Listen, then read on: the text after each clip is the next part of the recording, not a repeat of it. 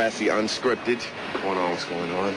Aubrey is a total character. You see him strut into the building and, you know, his walk, his demeanor announces that he's here. And this is where a lot of hustling goes down with me and Jake Epstein, Shane Kipple. I try to, I take people's money right here at the pool table. I'm a shark. When you see him, you're like, this kid just has it together, and you know he's gonna go places. It's a tutoring room. I don't really know what's going on. Oh, this is a perfect example of how much we work. This is great.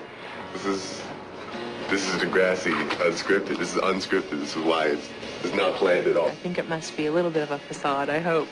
Otherwise, that's a little nerve-wracking to have that sort of self-possession at that age. Dressing rooms, Cassie Steele, and wow, there's a lot of girls here. This is my dressing room. There's a lot of girls here today. Jimmy was really just a good guy. He was just like, you know, a sport playing, sort of rich, good guy. And he wasn't, and I'd say the first season he wasn't much more than that. But what we realized is that we had an amazing actor in Aubrey who was like so charismatic and could do a lot more than just that. He didn't just have to be the stereotypical jock guy. We knew that Jimmy and Spinner were good from season one. They had a few moments together, and we knew, in fact, they had an episode or two together. We knew they had a chemistry. So going into season two, we really aimed to expand on that and really work with it. Like, let's say I do the dancing, you do the music. You don't want me to break? I'll tell you exactly where, for me, Jimmy and Spinner totally became it. You want the spotlight all to yourself. They're fighting over, I think, a breakdancing competition. Spin, you move like a wounded polar bear, buddy. Spinner's like, Sorry. oh, polar bears are white. I get it. This is a racism thing. I'm not saying you can't dance because you're white. I'm saying you can't dance because you suck. It was just magic, and Aubrey's timing on it is just beautiful. You can't handle the truth! Out of anybody on set, I'd say that me and Shane definitely had the chemistry. There's not one thing I don't like about him. We've never had any issue. We've always been completely open with each other. Stink up the change room.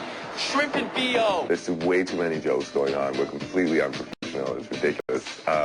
But it comes across on screen as natural. I don't know. There's something about him that you'll just fall in love with. He's got charm just trailing behind him on the floor, and you can see that on screen, but I think he's got even more in real life, which is scary. One of the first scenes we ever had together at the very beginning, like in first season, was where we had to kiss, and I remember it was so awkward. I think as a kisser, Aubrey's an 11 out of 10, even though it was like 2 seconds long. You guys need anything, keep up your energy or fluids. I always enjoy the kissing scenes. I'm like, yeah, I get to get a little action in, and it just comes with the job, man. I love it. It's great. He comes off very smooth and very suave, which he is. But he is hysterical. He has such a killer sense of humor. I'm not a ball player. I'm already out of breath. You've seen the dingy living conditions that we maintain upstairs. Now, this is like corporate Canada here. This is like this is the plush. This is the lavish, the luxurious offices of those that work in production. I like to bother the important people here because that's the most fun. What up, Ken? Oh, what's up? What up, G? Pop back here, man. Let me drop some science. I'm Aubrey. Finest actor in the cast.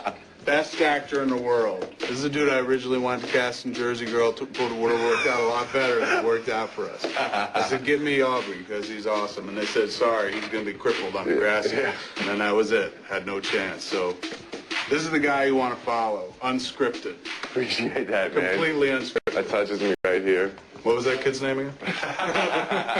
Everybody here is real cool. I just want to pretend like we have some like big people in suits and can be. I mean, look, like really and truly.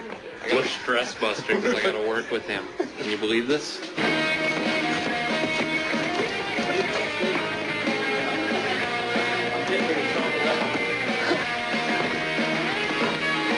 You're losing,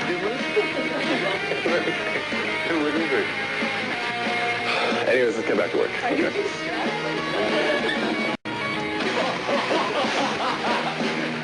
What's that? What is this about? Hold on, Robertson, what's up? All right, we're done. It's okay. It's okay. It's all right. You're gonna be okay. You're gonna be just fine. It's all right. I'm here. I'm not going anywhere, okay? You're all right. After 3 seasons of seeing what an amazing job Aubrey could do, we realized that in 4th season he needed his own big storyline.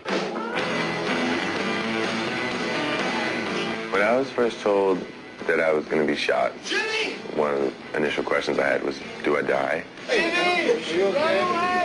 He, as a character, was all about his body and athletics, and when you take that away from a character and make them reconceive themselves, it's something very interesting to watch on screen.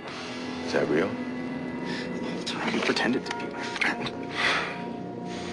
At our premiere in Toronto, when we aired that episode, I was sitting next to Aubrey, and I was watching him, and very believably get shot. I was on the edge of my seat. Everyone was on the edge of their seat. I remember I just like put my arms around him, and I was just like, it was very scary.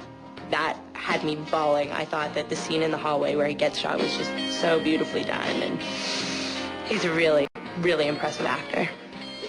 Your nurse called. Furious. So what are you gonna do?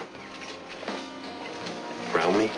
I saw it as a challenge, so I did my research, and I actually took a kid that was in a wheelchair. I took him out and tried to understand how difficult it is to be mobile and live life as if nothing was wrong. This is the wheelchair that I use on set. Titanium, it's real light. The gloves, so I don't get, rough skin. I like to keep it real baby soft. You start at down bottom, at the bottom of the barrel, feeling-wise, emotionally. It's been a challenge to claim this as my own.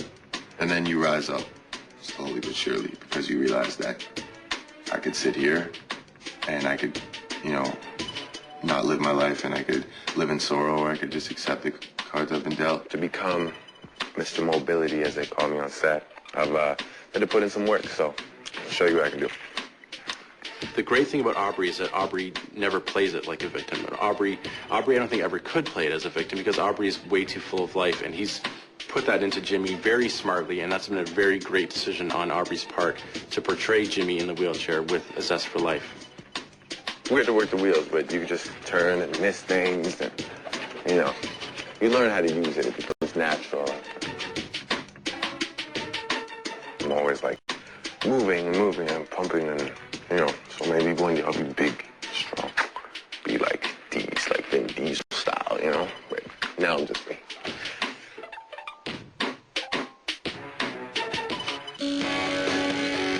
I didn't get a haircut today, so this is what happens when you don't get your hair lined up. I don't care. Might as well, yeah. So right now we are shooting the prom scene, and usually prom happens like June, July, summertime basically. And it's clearly winter out here. As you can see, I got my parka on, so keep your eyes open, watch for it. Okay, so you've officially seen my life, you've been hanging out with me, but you can't go anywhere just yet, because coming up next, we have a sneak peek at a new, never-before-seen Degrassi episode, so stay tuned.